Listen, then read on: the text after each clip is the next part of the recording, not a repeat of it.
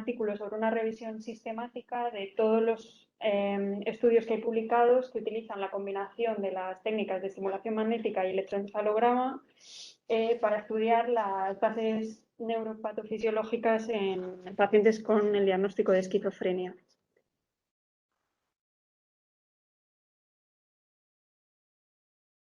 Vale. Bueno, la esquizofrenia, como sabéis, pues es un trastorno mental caracterizado por la presencia tanto de síntomas positivos, síntomas negativos y síntomas cognitivos, para la que se ha propuesto pues, distintas teorías o hipótesis que puedan explicar la aparición de alguno de estos síntomas. Entonces, clásicamente, la hipótesis que ha tenido como mayor relevancia es la hipótesis de la dopamina, como un exceso de dopamina pues, explicaba la aparición a lo mejor de los síntomas positivos. Sin embargo, en los últimos años han surgido otras hipótesis, en parte porque la hipótesis de la dopamina pues, no lograba explicar también cómo aparecían también otros síntomas como los negativos y los síntomas cognitivos. Entre estas otras hipótesis, pues encontramos la hipótesis relativa al glutamato, que, bueno, muy resumidamente viene a decir que existen déficits en cómo funcionan los receptores para glutamato, concretamente los receptores NMDA en personas que tienen esquizofrenia, y que eso ayudaría a explicar mejor la aparición de síntomas negativos y síntomas cognitivos. Luego está la hipótesis de GABA, que haría referencia a que existen alteraciones en la neurotransmisión inhibitoria en estos pacientes. Y luego estas dos hipótesis se pueden combinar en la hipótesis del desequilibrio entre las fuerzas excitatorias e inhibitorias que existen en el cerebro, que bueno, pues que sabemos que ese balance entre ambas fuerzas es fundamental pues para que, por ejemplo, se formen asambleas de neuronas que disparan a la vez y que subyacen a muchos procesos cognitivos. Y luego, por último, está la hipótesis colinérgica, bueno, que también pone en manifiesto que hay pacientes con el diagnóstico de esquizofrenia pues, que muestran déficits en algunos receptores para la acetilcolina. Pasamos ahora a la estimulación magnética transcraneal, que bueno, se introdujo por Barker en 1985 y se introdujo para estudiar sobre todo la integridad de los circuitos córtico-espinales. O sea, se estimulaba sobre todo a nivel motor y se observaba la respuesta visible a nivel muscular. Este es el equipo que tenemos aquí en la facultad. Y bueno, lo he contado ya otras veces, pero como hay gente nueva, he hecho un pequeño resumen para explicar el funcionamiento. La máquina de estimulación magnética transcraneal tiene una bobina electromagnética que emite pulsos magnéticos. Entonces, en la figura de la derecha habéis representado lo que hace la máquina cuando emitimos un pulso magnético. Por la bobina circula una corriente eléctrica que lo que hace es crear un campo magnético perpendicular a la bobina que a su vez induce una corriente eléctrica en la zona de la corteza más próxima a la bobina.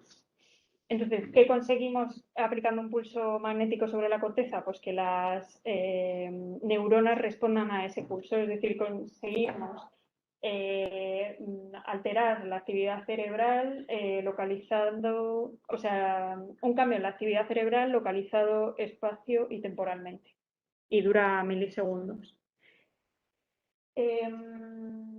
Vale, en esta figura se representan los dos grandes tipos de estudios que hay en la estimulación magnética. El hecho de que se introdujera como una técnica para estudiar la integridad del sistema córtico-espinal pues hace que muchos estudios hayan sido como se representa en la parte derecha de la imagen. Se estimula la corteza motora y se observa a nivel muscular qué pasa. Se ponen unos electrodos en los músculos de los que se espera ver la respuesta y se observan los potenciales motores evocados. Hay muchísimos más estudios así que combinando la estimulación magnética con el electroencefalograma, porque bueno, ha sido y sigue siendo muy complejo como combinar las dos técnicas, porque bueno, los amplificadores se saturaban, hay muchísimos artefactos debido a la señal al pulso magnético, pero bueno, en los últimos años se han venido haciendo más estudios, que esto abre una gran posibilidad porque en la esquizofrenia parece que a priori que va a ser más relevante quizás los déficits o las alteraciones que se encuentren en la corteza prefrontal dorsolateral que en áreas motoras. Entonces, en esos estudios en los que no hay una respuesta visible a nivel muscular, lo que se hace es estimular otras áreas, como la corteza prefrontal dorsolateral, y lo que se observan ahora son los potenciales evocados por la estimulación magnética, que es que en el registro del electroencefalograma pues, se ven una serie de ondas de componentes positivos y negativos y se pueden estudiar. Nos permite esto ver cómo un pulso magnético modifica la actividad de una zona, pero también es una medida de conectividad funcional, porque podemos ver cómo esa activación se propaga a otras zonas de la corteza. Entonces, bueno, en esta diapositiva he intentado resumir los distintos protocolos que hay de estimulación magnética, que básicamente se basan en modificar algunos parámetros. Uno de ellos es si aplican solo pulsos simples, es decir, un pulso solo o pulsos pareados, que son dos, la intensidad a la que se aplican los pulsos y el intervalo de tiempo que transcurre entre los pulsos pareados. Y modificando esta serie de parámetros, pues podemos evaluar la funcionalidad del sistema GABAérgico, la del sistema glutamatérgico, colinérgico y además obtener otras medidas de interés. Entonces, para evaluar la funcionalidad del sistema GABAérgico tenemos dos protocolos, la inhibición cortical de intervalo corto, que es SICI, que evalúa la funcionalidad de los receptores GABA, y la inhibición cortical de intervalo largo, que evalúa la funcionalidad de los receptores GABA-B. En estos dos protocolos, que además en los que aplicamos aquí en el grupo, se combinan pulsos simples, que serían las barritas estas que aparecen a la izquierda naranjas, y pulsos pareados. La idea es comparar la respuesta que se produce en la actividad cerebral tras recibir un pulso simple y la que se produce tras recibir ese mismo pulso con las mismas características, pero habiendo sido precedido por otro pulso. Y aquí en concreto se espera que el prepulso active un sistema de inhibición y que por lo tanto la respuesta se vea atenuada. La diferencia está entre el tiempo que separa los estímulos pareados, que en SICI es menor, va de 1 a 5 milisegundos, y en LICI es mayor, va de 50 a 150 milisegundos. Y también en la intensidad, que todos los de LICI son supraumbral y en SICI el prepulso es subumbral. Luego, para evaluar las funciones, la función glutamatérgica, concretamente de los receptores NMDA, hay un protocolo que es la facilitación intracortical, que está arriba a la derecha. También combina pulsos simples y pareados y es igual que el SICI, solo que en los pulsos pareados el intervalo que los separa es mayor, va de 10 a 15 milisegundos. Para evaluar las funciones colinérgicas se utiliza el protocolo SAI. Y lo que se... Hay alguien que creo que tiene el micro abierto, si lo podéis cerrar. Eléctrica aplicada en el nervio mediano y luego seguidamente se aplica un pulso magnético. Entonces lo que se ve es que la estimulación eléctrica provoca una respuesta a nivel motor y también a nivel cerebral, y al aplicar el pulso del ATMS seguido se inhibe esa respuesta. Y se aplica tanto para evaluar la función colinérgica a nivel motor como también en la corteza prefrontal dorsolateral. Y otras medidas neurofisiológicas de interés pues pueden ser los análisis de los potenciales evocados, su latencia y su amplitud, la potencia en las distintas bandas de frecuencia en el electroencefalograma. Luego está este concepto que es la perturbación espectral relacionada con eventos, que sería una medida del cambio que se produce en la amplitud en todas las bandas de frecuencia tomadas en conjunto después de que haya de que haya habido un estímulo. O sea, se mide la amplitud en todas las bandas de frecuencia antes del pulso y después y se compara. Luego también podemos tener medidas de coherencia, que son sincronía entre dos electrodos que no están situados cerca. Y luego está la medida de frecuencia natural, que es que cuando aplicamos un estímulo magnético, vemos cuál es la banda de frecuencia que predomina en la respuesta. Vale, entonces pasamos a cómo hicieron la búsqueda y la selección. Hicieron una búsqueda en 4 bases de datos y pusieron estudios que tuvieran esquizofrenia, estimulación magnética transcraneal y electroencefalograma, pero que excluyeran la estimulación por corriente directa transcraneal, la terapia electroconvulsiva, la estimulación cerebral profunda y la terapia por Terapia compulsiva. magnética, eso. Y una limitación temporal pues desde mayo de 2000 a marzo de 2020. Este artículo está publicado en mayo de este año. Los criterios para incluir los artículos era que estuvieran escritos en inglés, que tuvieran tanto muestra de pacientes con esquizofrenia como controles sanos y que combinaran las dos técnicas. Y se excluyeron estudios que se basaran en modelos animales, artículos de revisión o informes de conferencia o que utilizaran la estimulación magnética repetitiva para el tratamiento. Los datos de interés que se extrajeron de los estudios que se seleccionaron pues fueron las características de los participantes, qué protocolos de estimulación se utilizaban y en qué áreas, también si tomaban medidas cognitivas o clínicas en los pacientes, qué resultados encontraban y luego si habían tomado medidas clínicas y cognitivas, pues ver si había correlaciones. Y luego finalmente pues a cada uno de ellos les aplicaban una herramienta para un posible riesgo de sesgo en ellos, de errores que hubiesen podido cometer. Aquí está el diagrama de flujo que se ve muy pequeño, pero bueno, es simplemente para que veáis que en una primera búsqueda encontraron 376 artículos más 3 de otras fuentes, pero luego cuando van quitando duplicados o que no cumplen los criterios de exclusión, se quedan solo con 14 artículos. Así, para ver por encima las características de los estudios que se incluyeron, pues si vemos el sitio de estimulación, o sea, el sitio que se estimula en el estudio, 8 estudios estimulan la corteza motora primaria, 5 en la corteza premotora, 2 la corteza parietal y 8 la corteza prefrontal dorsolateral, que se lo suman no da 14, pero es porque en 6 artículos se estimulaban varias áreas para comparar qué pasaba en cada una de ellas. Luego, en cuanto al paradigma de estimulación, 9 emplean un paradigma de pulso simple, que es el paradigma SAI, que si recordáis de la otra diapositiva, para evaluar la función colinérgica, y mezcla la estimulación por corriente eléctrica y la estimulación magnética. Y luego 5 que empleaban pulsos pareados, pues bien o con los paradigmas IFI, LIFI o facilitación intracortical.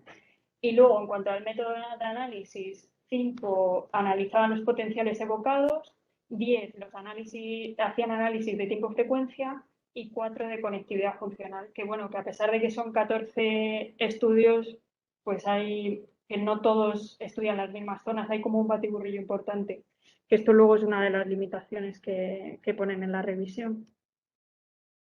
Vale, he hecho aquí un guión de cómo han estructurado los resultados para que sea más fácil seguirlos. Primero lo que hacen es un resumen esquemático de lo que se ha hallado en estos estudios solo en la corteza prefrontal en pacientes con esquizofrenia.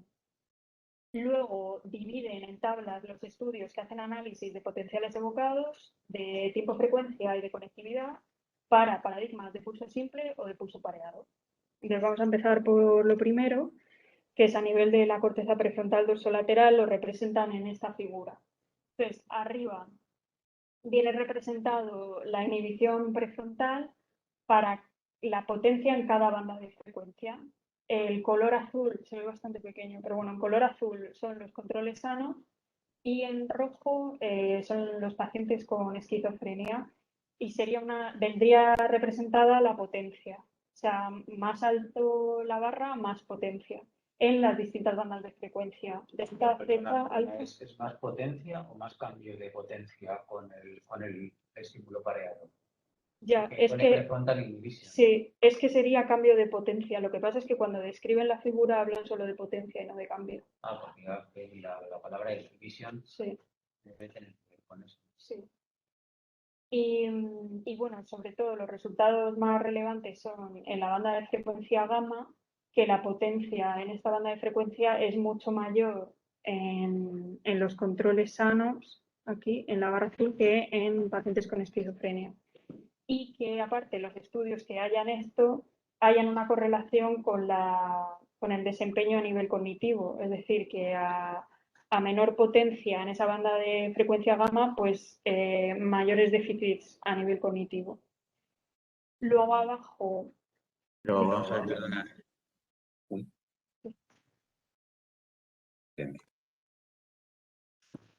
La idea, si eso fuera inhibición, sería que con el estímulo pareado los controles inhiben más. Es decir, que disminuiría más lo digo para que lo veamos más en detalle luego en el artículo de cara a lo que escribamos. Sí. Si es más inhibición, se entiende, porque esto es con estímulos pareados solo o... Es que aquí no hace distinción de qué paradigma. Esto es un resumen que hacen ellos muy resumido. Vale, entonces más adelante está más detallado, vale. Pero bueno, aquí lo que te dicen es que a mayor inhibición, mayor potencia en la banda de frecuencia gamma y mejor rendimiento cognitivo. A menor inhibición, menor potencia en la banda gamma, peor rendimiento cognitivo. Pero es que fíjate que ahí pone gamma oscillation y una flecha para abajo. Sí, y cognitive performance también para abajo. Pero si es inhibición, la inhibición es que hay menos. O sea, ya. Pero bueno, a lo mejor la inhibición lo que hace es que se puedan formar esas asambleas sinápticas en esa banda de frecuencia. bueno, vale, lo tenemos que leer un poco más, por esto no se entiende muy bien. Vale, y luego abajo es una gráfica de tiempo-frecuencia sobre la frecuencia natural, que era cuando lanzamos un pulso, qué frecuencia predomina. Entonces, a la izquierda están los controles sanos y a la derecha los pacientes con esquizofrenia. 0 sería el momento del pulso, abajo viene representado el tiempo y en el eje vertical las distintas bandas de frecuencia.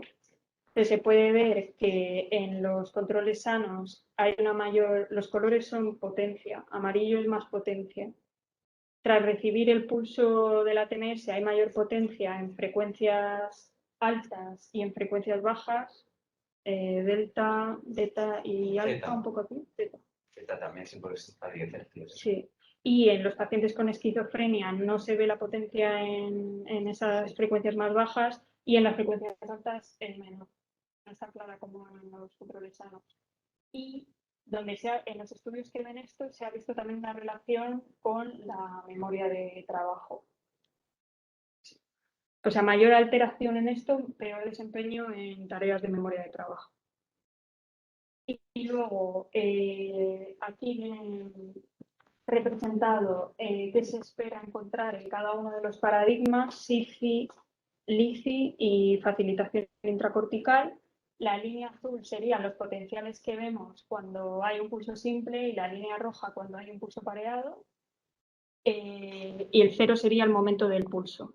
Entonces, si nos centramos en SIFI y LIFI, que son los dos primeros de arriba, lo que se espera es que en los pulsos pareados se active un sistema de inhibición y los potenciales tengan menor amplitud, que es lo que se ve en la línea roja, si la comparamos con la azul. Y luego la facilitación intracortical, como lo que activa es una neurotransmisión excitatoria, lo que se espera es que la amplitud sea mayor, que haya una facilitación. Si veis, la amplitud de los picos rojos es mayor que la de los azules. Esto es lo que se espera en controles sanos. En la gráfica de la derecha viene representado qué pasa en los pacientes con esquizofrenia, pero viene representado de una manera distinta.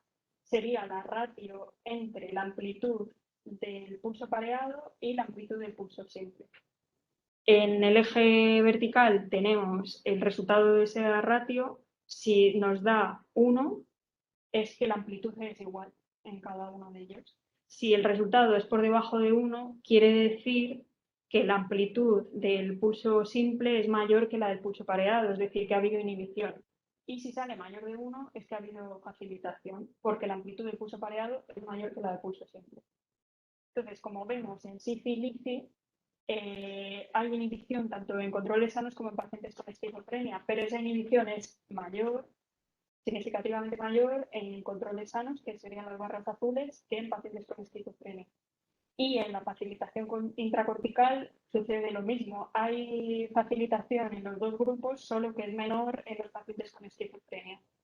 Y bueno, la conclusión que llegan a la revisión es que esto vendría a apoyar ese desequilibrio entre las fuerzas excitatorias medidas por la facilitación intracortical y las fuerzas inhibitorias medidas por sífilis en esquizofrenia.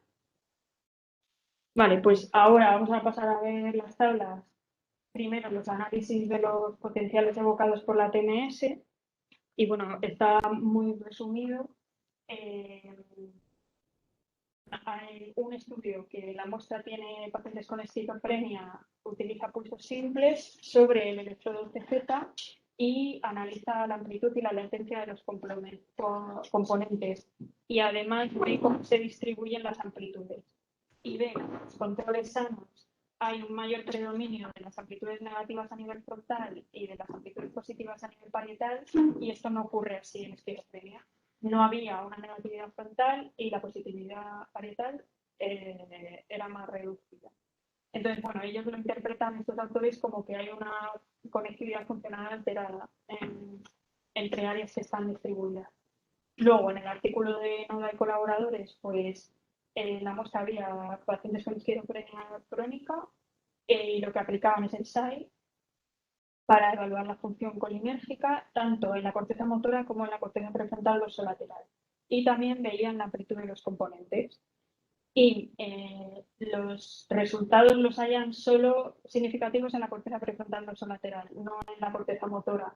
Y ven que si bien en los controles sanos hay una modulación de alguno de los componentes, concretamente del componente N100, en los pacientes es menor, y que además, cuanto menor era, mayor era la alteración en tareas de función ejecutiva. O sea, hay una relación a nivel cognitivo. ¿Lo dicen cuántos pacientes en cada estudio? Sí, sí lo dicen, pero lo he quitado porque las tablas no se veían, luego lo vemos. Vale. Pero vaya, es menor de 30 siempre la muestra.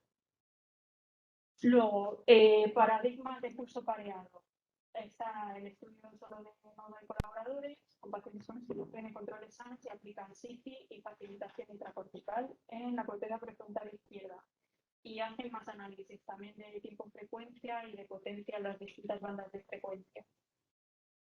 Analizan distintos componentes de los potenciales que evocan y ven que en SIFI, en los pacientes con esquizofrenia, hay una menor inhibición en uno de esos componentes, que es el P60, y que además esto correlacionaba con el ítem al que llegaban en una tarea de secuencia de números y letras, que es de memoria de trabajo. Entonces, a menor inhibición, peor desempeño en esa tarea. Y luego, a nivel de facilitación intracortical, también había menor facilitación en dos componentes, en P60 y en N100, y eso correlacionaba con la puntuación total de sintomatología en la PANSS. Vamos a ver ahora los análisis de tiempo-frecuencia para los paradigmas de pulso simple. Bueno, hay un estudio que utiliza pulsos simples en varias áreas, en la corteza parietal posterior, corteza motora, corteza premotora y corteza prefrontal, y compara qué ocurre en cada una de ellas. Y en lo que se centra es en analizar la frecuencia natural, o sea, la banda de frecuencia que predomina para recibir ese pulso. Y lo que ven es que esa respuesta en la frecuencia natural en pacientes está más atenuada en la corteza prefrontal, solo ahí. No hay diferencias en las otras áreas. Y además esto correlacionaba con las puntuaciones en PANSS positivo y en tareas de memoria verbal. Otro estudio que utilizaba pulsos simples y pulsos placebo, porque aquí en los estudios con estimulación magnética es importante meter una condición placebo, porque al emitir el pulso la máquina genera un ruido, un clic. Y entonces en la actividad que registramos con el electroencefalograma se mezcla la actividad propiamente en respuesta al pulso, pero también los potenciales auditivos a ese clic. Y lo que nos interesa es separarlo para quedarnos solo con la actividad de interés, la respuesta al pulso. Y que hay pocos estudios de esto que han incluido que lo hagan. Y estimulan la corteza motora izquierda. Y lo que ven es que en los pacientes con esquizofrenia hay una activación excesiva en las bandas de frecuencia gamma, delta y zeta, en esta corteza motora en comparación con los sujetos sanos. Y que además, a mayor activación, mayor cantidad o mayor severidad en los síntomas negativos. Luego, si puedes pasar a la siguiente, hay pocos estudios que sean transdiagnóstico, que mezclen varios diagnósticos. Uno de ellos es el de Canali, que mezcla, o sea, en la muestra hay pacientes con esquizofrenia, trastorno bipolar y trastorno depresivo mayor. Utiliza pulso simple en la corteza premotora y lo que ve es que en todos los grupos de pacientes, en comparación con los controles sanos, la frecuencia natural era más lenta, o sea, predominaban bandas de frecuencia más lentas que en los controles sanos. Y luego no encuentran ninguna relación ni con las contracciones de síntomas ni con la dosis de medicación.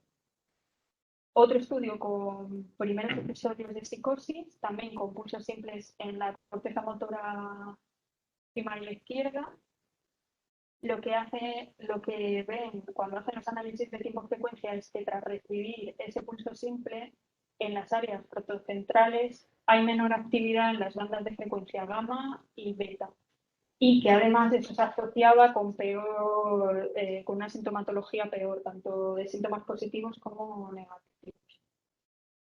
Y luego, este estudio que es un poco distinto, en la muestra de personas con esquizofrenia y con trastorno esquizoafectivo, pero lo que hace es que aplica la TMS y a la vez le pone imágenes de manos en movimiento para activar el sistema de neuronas de espejo. Y lo aplica sobre la corteza motora primaria. Entonces, evalúa a nivel motor el efecto de la TMS y luego evalúa también, hace un análisis de la frecuencia MI, todo el ritmo MI, que es entre 8 y 13 hercios, que es muy parecida o muy similar a la banda alfa, ¿no? Y se registra en cortezas motoras. Y ese ritmo lo que tiene característico es que se suprime cuando observas, tienes una acción, la haces o tienes la intención de hacerla. Se suprime. Entonces ves que aquí no hay ninguna diferencia entre pacientes y control. Dice que el ritmo MI se suprime igual y que a nivel motor tampoco se observan diferencias. Entonces, bueno, por el lado lo interpretan como que el sistema de neuronas espejo está intacto en estos pacientes. Y luego, en paradigmas de pulso pareado, hay dos estudios que emplean el paradigma LICI. En el estudio de arriba hay personas también con trastorno bipolar, además de personas con esquizofrenia, y se estimula tanto la corteza motora izquierda como la corteza prefrontal dorsolateral. Y lo que ven es que en los pacientes con esquizofrenia, en la corteza prefrontal dorsolateral hay una menor inhibición con LICI, pero esto no se ve ni en pacientes con trastorno bipolar ni en la corteza motora primaria. O sea, sería como específico para estos pacientes. Y luego en el de abajo lo que hacen es que relacionan ese déficit de inhibición en LICI con la variación en un gen, que es el GAD1, que es determinante de GABA. Y entonces dicen pues, que una variación en ese gen pues, parece jugar un papel fundamental en que luego tengan una menor inhibición y que además muestren déficits en tareas de memoria de trabajo.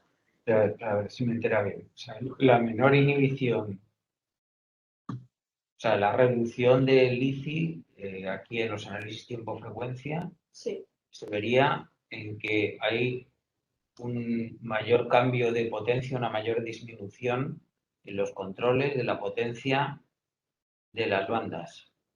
¿De alguna banda en concreto? ¿De todas? Pero en este estudio dices. Del de radio, sí, del de arriba. Ah, del de arriba. El LICI, claro, es la inhibición del intervalo largo.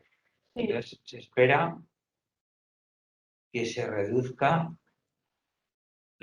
como es un análisis de tiempo-frecuencia, se reduzca la potencia.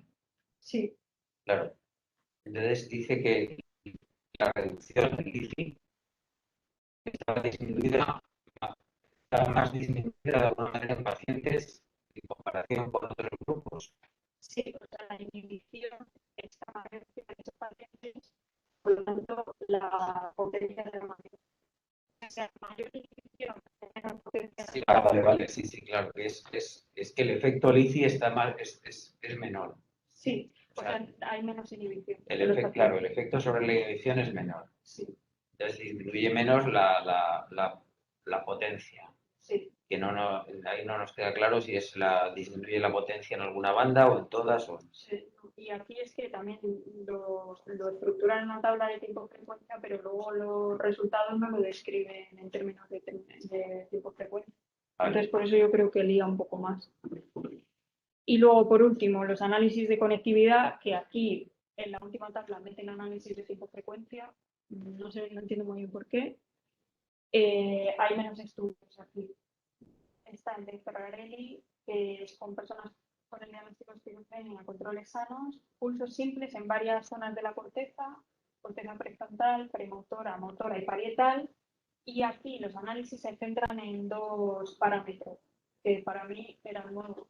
Uno es la densidad de corriente significativa y el otro la dispersión de corriente significativa. Entonces, la densidad de corriente significativa es la amplitud de la corriente que se genera por el pulso magnético. O sea, sería como un índice de la activación cortical que produce el pulso. Y luego la dispersión de corriente significativa es la distancia media que recorre esa activación a otras áreas. Y sería como un índice de conectividad cortical. O sea, tú provocas una activación en un área, pero ¿qué pasa en las otras? Y lo que dicen en los resultados es que los pacientes con esquizofrenia, los dos parámetros se muestran alterados, solo en la corteza prefrontal dorsolateral, de nuevo, en las otras áreas no, y en comparación con los controles sanos. Y luego, además, mayores niveles de dispersión están asociados con un menor nivel o un peor desempeño en funciones ejecutivas, que tendría sentido, porque es como mayor dispersión, como un cerebro más hiperconectado, pues menor, o sea, peor desempeño en las funciones ejecutivas. Luego está este estudio que emplea también pulsos simples como en la corteza premotora derecha, que este es el único estudio que estimula el hemisferio derecho, no sé muy bien. Y hace un análisis de los potenciales evocados y análisis de conectividad. Y lo que ven es que tras recibir el pulso simple en la corteza premotora, las oscilaciones gamma que se generan en los pacientes son de menor amplitud y son menos sincrónicas que en las personas sanas. Y luego, aparte, la propagación de esas oscilaciones gamma está más localizada en pacientes con esquizofrenia que controles sanos. Y ya por último, son dos estudios, uno con esquizofrenia, trastorno bipolar, aplicando el LICI en la corteza motora y en la corteza prefrontal dorsolateral, y lo que ven es que hay déficits de inhibición en el paradigma LICI solo en la corteza prefrontal dorsolateral y solo en los pacientes con esquizofrenia, no está ni en pacientes con trastorno bipolar ni en la corteza motora. O sea que aquí volvemos a ver como una especificidad para la esquizofrenia. Y luego, en el último estudio, hay pacientes con esquizofrenia o trastorno esquizoafectivo, pacientes con trastorno obsesivo compulsivo y familiares de primer grado de los pacientes con esquizofrenia. Y aplican LICI también en la corteza prefrontal dorsolateral y en la corteza motora. Y lo que ven de nuevo aquí es que hay una menor inhibición en el paradigma LICI solo en la corteza prefrontal, solo en los pacientes con esquizofrenia. Y cuando analizan si hay diferencias en la inhibición entre familiares de primer grado y controles sanos, no hay diferencia. Vale, pues ya, como os había dicho que pasaban como una herramienta para evaluar el riesgo de sesgo, pues dice, bueno, lo dice muy resumidamente, no da como mucha explicación, pero que 11 de los estudios tienen un riesgo bajo de sesgo por cómo seleccionaron los participantes, 10 de ellos porque dice que tiene variables que pueden estar alterando a los resultados que obtuvieron, pero sin especificar cuáles son. Y aparte, 10 de ellos no especifican los detalles de los protocolos que siguieron. Y luego, además, tampoco reportan todos los datos. O sea, dicen en la metodología vamos a hacer esto, esto y esto, pero luego no reportan resultados. Y claro, pues luego los enseñas todos y te dicen los revisores que son muchos resultados. Ya no pasa lo del Bonferroni que no te lo aceptan, claro.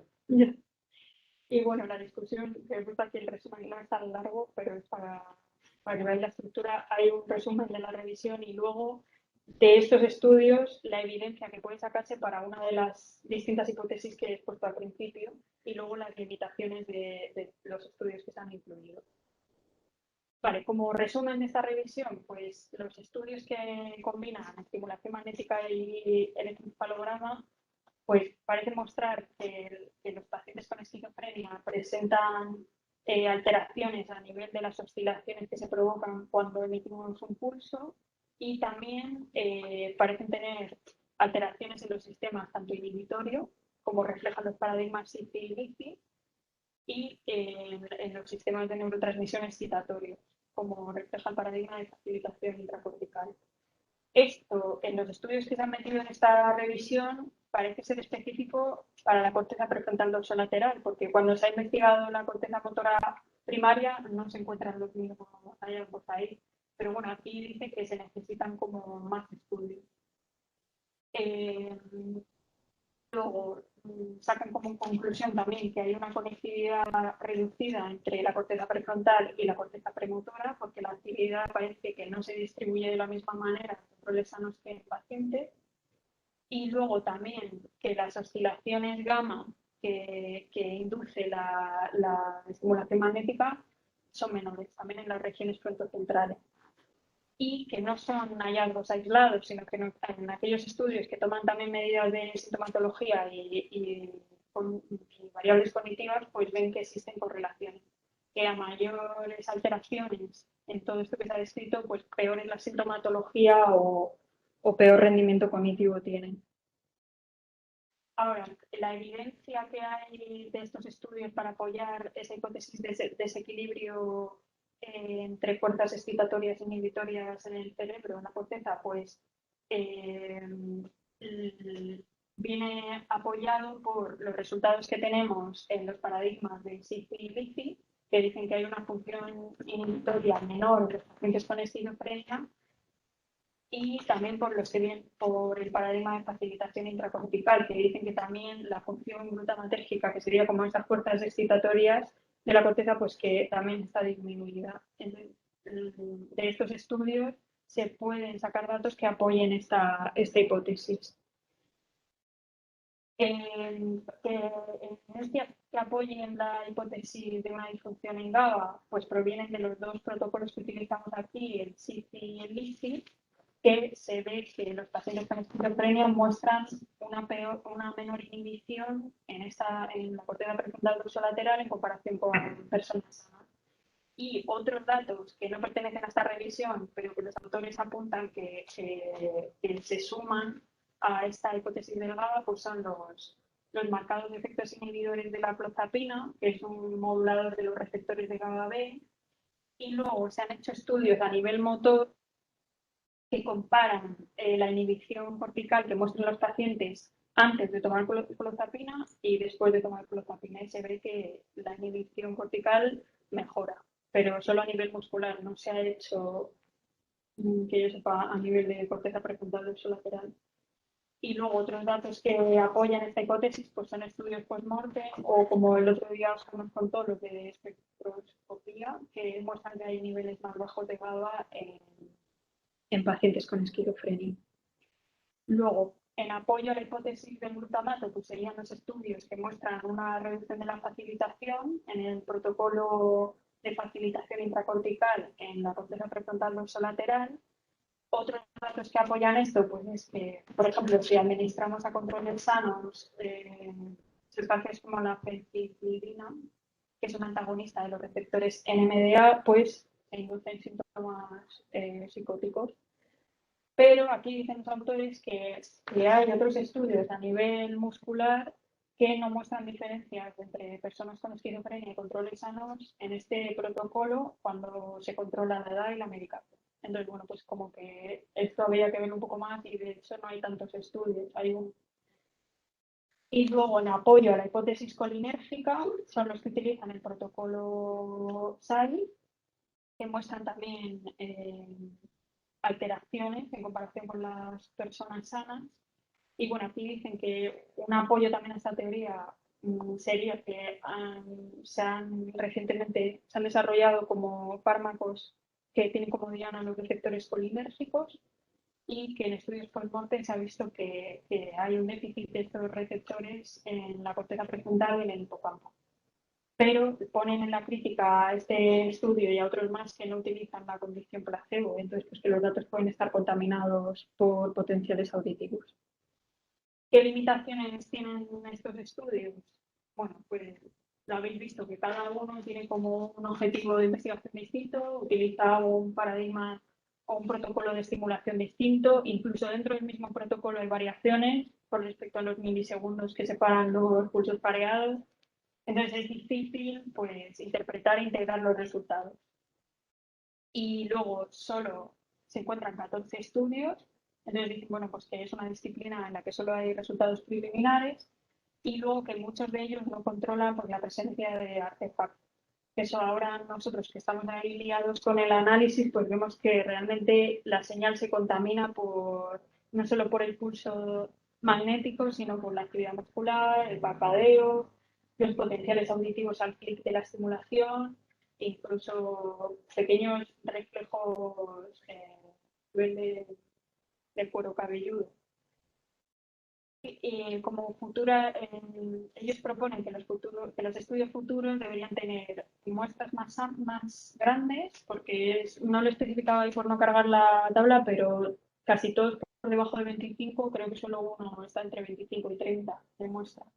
Una metodología más robusta y que se pueda replicar, que haya transdiagnóstico, porque como hemos visto, solo creo que 2 o 3 metían otros diagnósticos que no fueran solo esquizofrenia. Y luego, bueno, pues como que invitan a hacer estudios longitudinales porque dicen, bueno, los hallazgos que encontramos aquí son en un momento determinado en un paciente, pero no sabemos ni cuándo surgieron ni si pueden cambiar.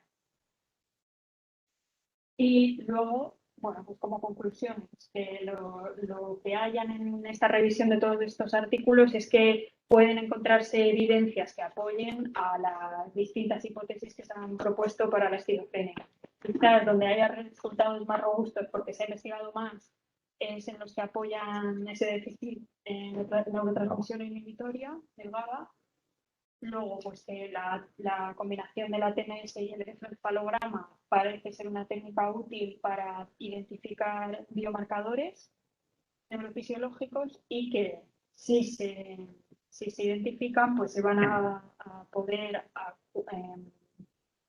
como hacer diagnósticos más exactos, porque a lo mejor hay un grupo de pacientes con esquizofrenia que tienen mayores déficits de inhibición y además peor rendimiento cognitivo y peor sintomatología que otros. Y así pues también desarrollar estrategias terapéuticas. Y ya está. Vale, pues muy bien. La verdad es que, hombre, yo diría que esto muestra que vamos por un camino bastante bueno.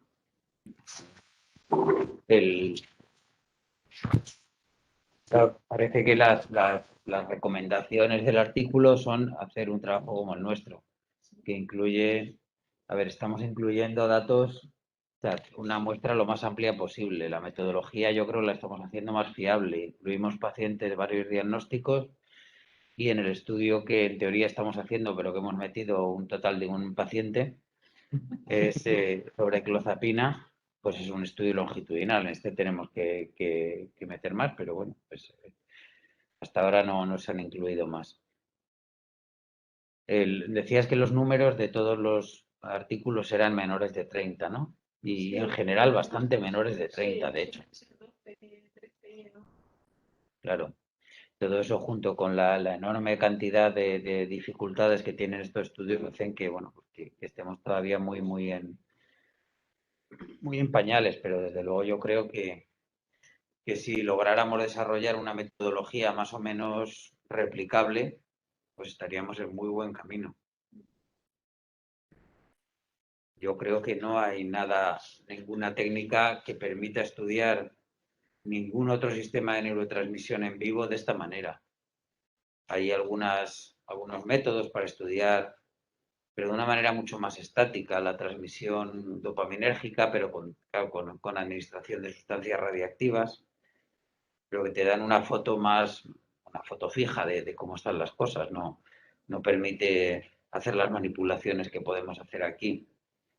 Y bueno, pues no mencionan en ningún caso el objetivo último del grupo, que es encontrar, para la redundancia, grupos dentro de la esquizofrenia o de otros trastornos, pero eso va más o menos implícito, yo creo, en lo que ahora se llama Transdiagnostic Approach, que bueno, pues que viene a ser a ver qué pasa si los mezclamos.